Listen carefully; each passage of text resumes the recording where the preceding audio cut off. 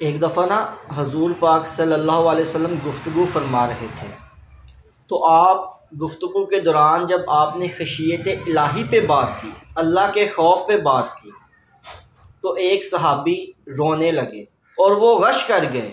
तो आप सल्लल्लाहु अलैहि वसल्लम ने फरमाया कि अगर आज तुम्हारे दरमियान वो सब लोग मौजूद होते जिनके गुनाह पहाड़ों से भी ज़्यादा थे, तो तुम्हारे रोने की वजह से अल्लाह उनको मुआफ़ कर देता, अल्लाह उनको बख्श देता।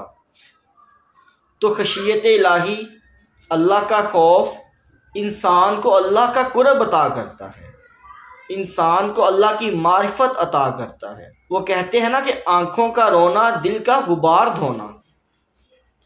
किसी ने क्या खूब कहा था कि उजड़े हुए लोगों से गुरेजा न हुआ कर, हालात की कब्रों के वो कतबे भी पढ़ा कर, रोज़ का हंसना तुझे गाफिल न कर दे, तन्हाई के लम्हों में कभी रो भी लिया कर।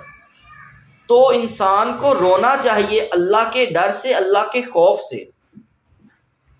ये वो फार्मूला है जो आपको अल्लाह का कुर्ब भी अता करता है, अल्लाह की मोहब्बत भी अता करता है, रिज़्क़ की फराखी भी अता करता है, और कल बरोज़े क़यामत जन्नत भी अता करेगा, हजूर का दीदार भी अता करेगा।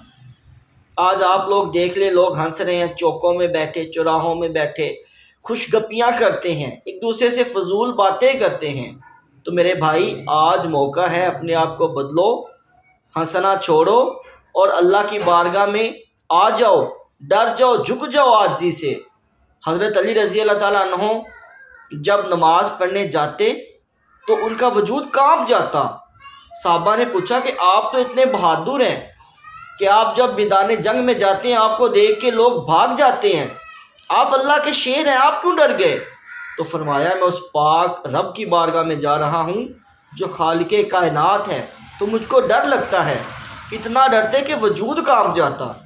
तो मेरे भाई, आज मौका है, हमें अपने आप को बदलना होगा ताकि हम अल्लाह के हजूर जब कल रोज़े क़यामत पेश हों तो हम कामयाब हो सकें। अस्सलाम वालेकुम। डॉक्टर नज़रुल आरफिन हुसैनी।